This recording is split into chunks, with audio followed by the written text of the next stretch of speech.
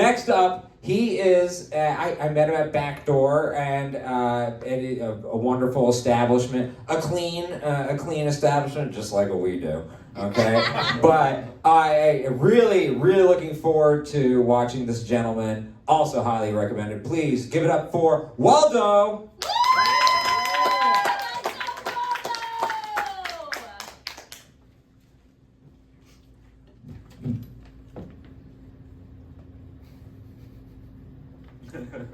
I had a good Christmas too. Thank you for asking. I did make a mistake though. I was clarifying with my wife. I was like, "Yeah, you said no gifts, right?" And she said no.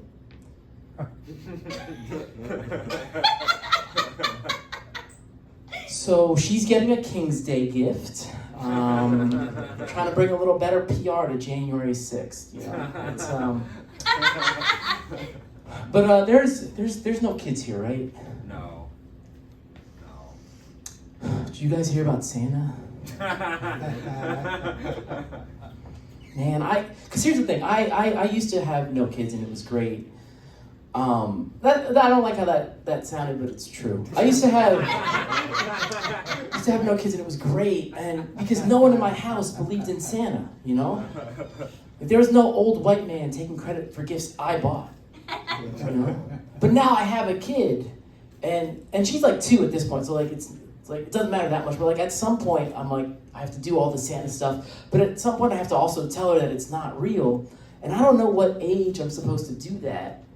But I know for me, I learned in the same morning that Santa wasn't real, the Tooth Fairy wasn't real, and the Easter Bunny wasn't real. And now I do stand-up comedy. These choices have consequences, you guys. Be careful. I'm 35, and I learned recently that I'm dumb. And it took me 35 years to learn that. Cause I'm dumb. Like, here's the problem, you guys. I don't smoke or do drugs or drink, and I don't say that to be self-righteous. I'm just letting you know that every dumb thing I've ever done was me at my very best. I've never sent a drunk text. I've been accused of sending a drunk text. And had to explain, that's as good as I can do it. I got nothing else to give, you know? My wife thinks I'm dumb too, so the marriage is strong. I was joking around with her. I was like, I say goodnight to the dog every night, and she never says it back. And my wife looked at me with very earnest eyes, and she goes, "That's because dogs can't talk," and just left the room. And I stood there dumbfounded, like, does she think I don't know that dogs can't talk? I have a master's degree. Like, she can't think I'm that stupid. But in hindsight, I realized that standing there looking confused makes it look like I just learned dogs can't talk. Because, like, she said it, and I was like, I made a noise. And I was like, ugh. I had, like, gather my wits. I stormed into the room she was in, and I was like, hey, I knew that already. To which she replied, sure you did. I'm gonna give y'all more evidence that I'm dumb, though no one seems to be questioning it, and it is hurting my feelings. I learned recently, you guys, that the Appalachian Mountains is not the same thing as the Alps. Whole time I thought they shortened it to Alps because apples was taken by apples, and that thought made a lot of sense to me when I was 7 and I first had it. But here's the problem, you guys. When you don't question things you think you know at 7, they get grandfathered into who you are at 35. And you end up embarrassing yourself like I did. Because I was talking to my wife, because you have to do that. At least once a day, fellas. It's like stretching. I was talking to my wife, and somehow it came up that I didn't know the difference. And so, like any supportive wife, she laughed in my face until tears came out. From both of us. So when you find the one, you'll know.